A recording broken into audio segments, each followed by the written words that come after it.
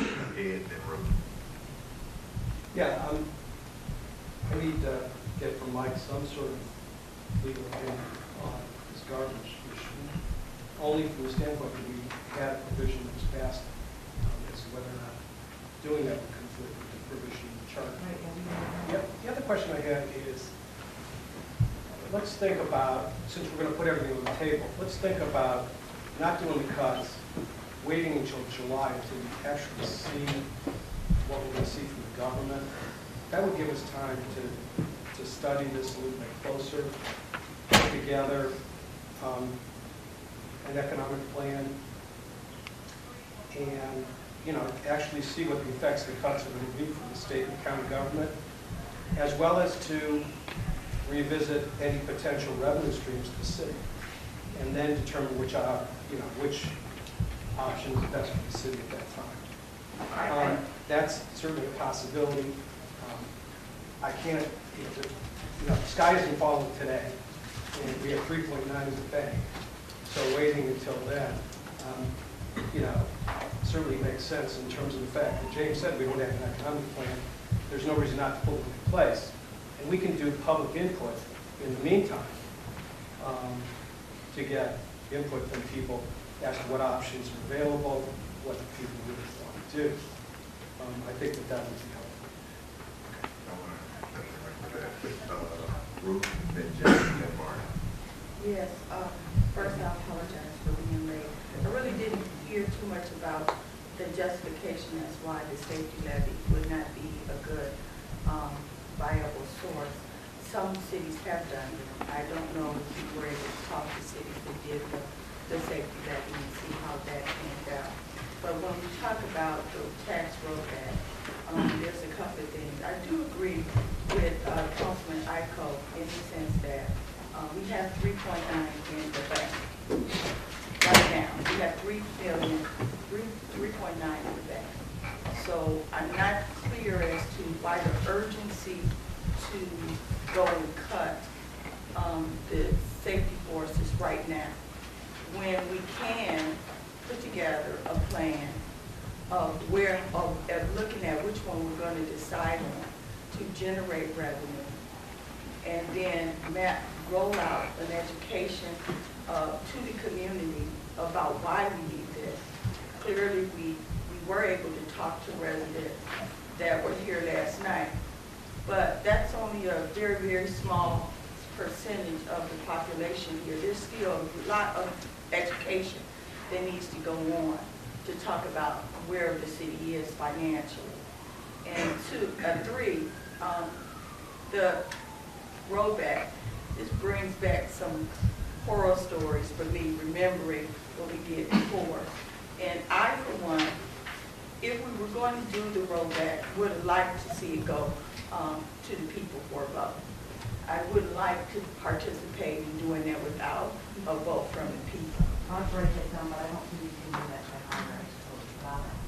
Okay. But if we can, and that is the most viable or the most important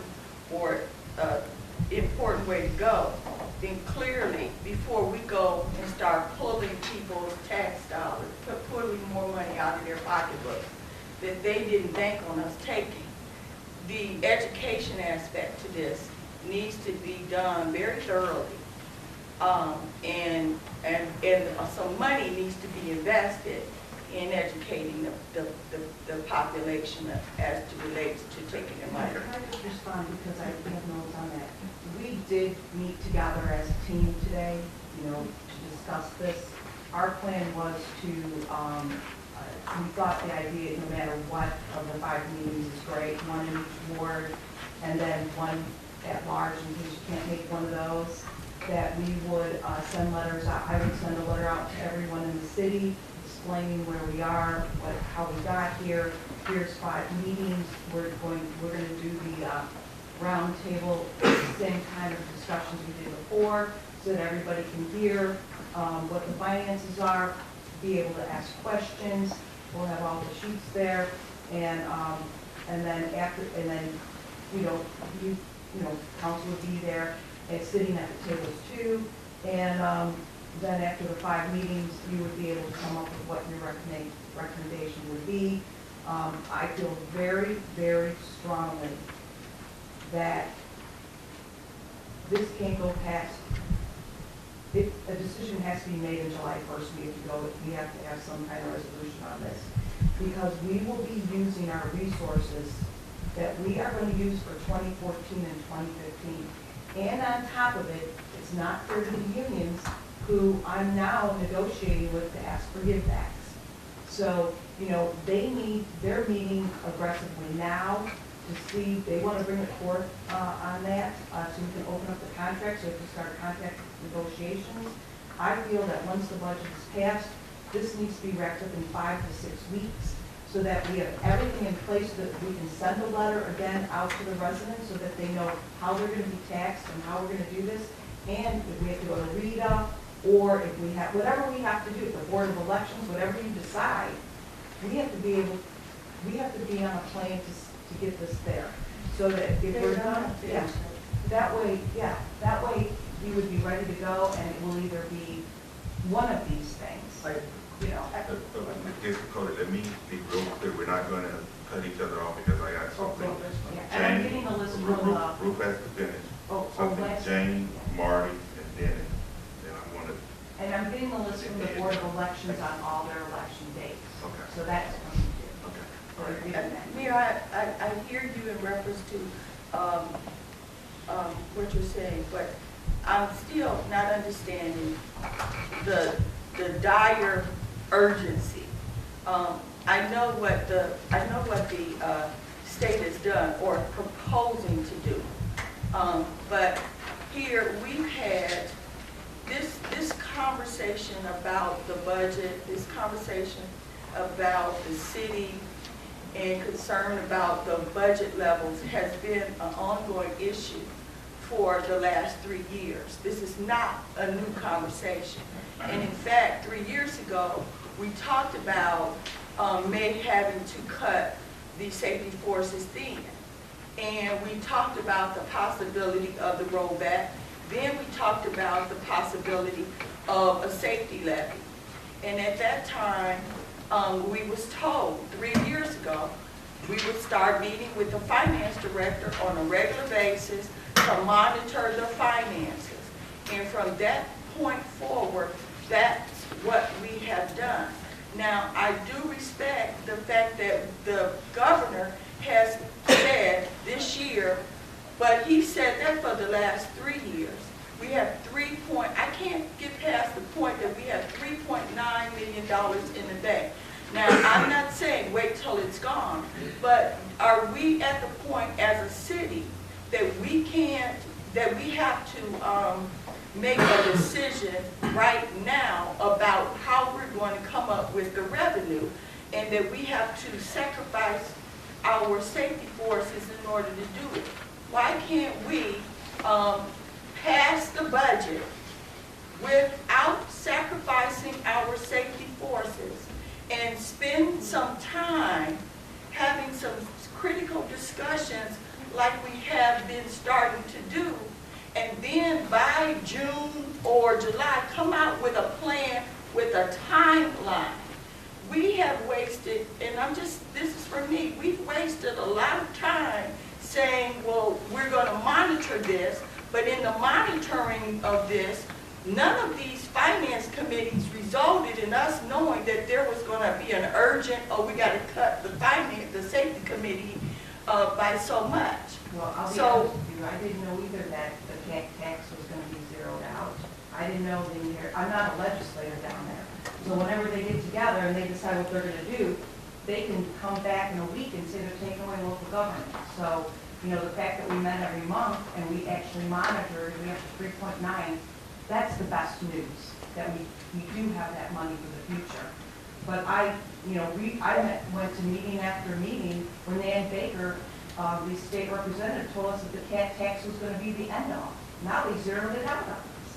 So, who knew the inheritance tax was going to go away? Because they're going to put a sales tax on your funerals.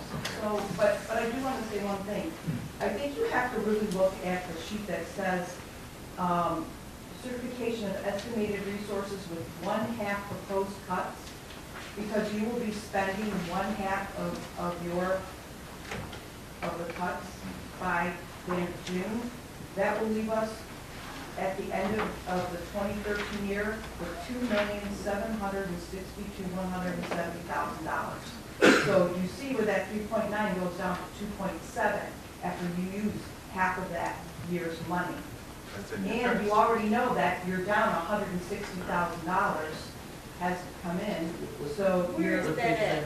Under the sheet, The sheet on your that- book, is the one that I have proposed. Oh, the ones that I didn't get a hard copy to. Right, Oh. right. They were in the. You're back. Sheet, Folks, that's Oh, not you what didn't I watch, okay.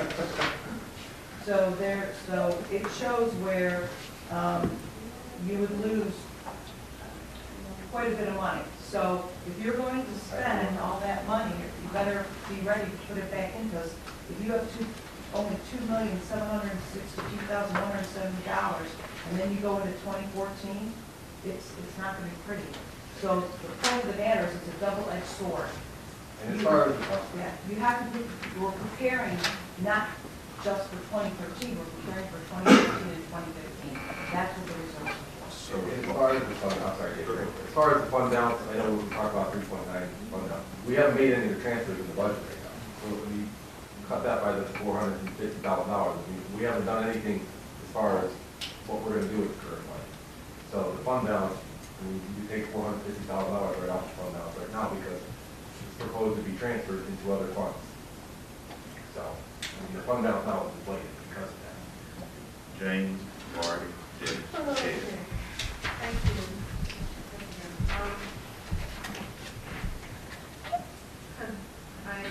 I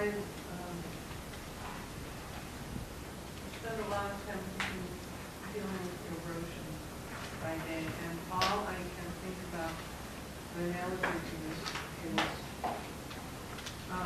we're sitting, I refuse to use the cliff in it, but we're on the edge of a hill, and it's slowly eroding away, and we can't move our house. And we may not know how fast the land is eroding out from under us, but we do know it is, and you can pretty much guess. And so if we don't do something now, if we wait, I am terribly uncomfortable with that. What I would, and I would like to note that back in 11, when we did approach the rollback before, we were pretty active about what should go in this ordinance, and that was why the meetings and emails and the notifications and the conversations, even on a rollback that we didn't have to ask people permission for. As we heard last night, everybody wants everything, but don't necessarily understand how little they actually pay into this city to get all these wonderful things. Fortunately, we heard a lot of people saying, and I'll pay more for it. Understanding that it's worth it to them. And so, is there, I would imagine, I would like to see us start a rollback process. The 5 meetings will take time.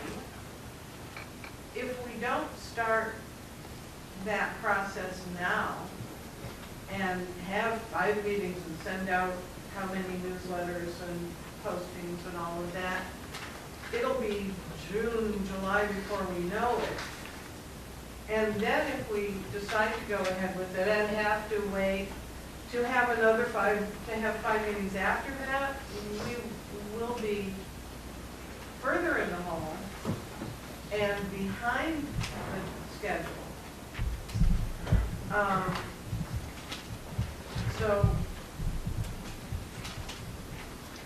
I would like to see that, because it doesn't mean you have to pull the trigger at the end, but you will have prepared yourself so that when the time comes, if it needs to happen, it can happen, having satisfied all of these requirements that we put in last time we approached this. And last time we approached this, look, I work in the city of Cleveland, this is gonna cost me a lot. And my objection was that it affects people who work outside the city. But we don't have enough people who work inside the city to provide it. And now I understand better how I use both cities' services. And why do we shortchange ourselves just because the city I work in doesn't give me a break? It's not, I don't think it's fair to our city, our services and our community not to do this. I think we need to do this. Mark? And the timing of an election, sorry, and if you wanted to, if you were only going to do the income tax increase, by the timing of elections, we would need to see the money in time. So, and just because there's X number of dollars in the bank today, we know it's going to be spent. So I do see an urgency to initiate some process. The other thing is, Dennis worked his hardest to set up a really incredible money-saving trash collection system. After a lot of research regarding different ways to pay for garbage collection, the recycling has skyrocketed. I don't know that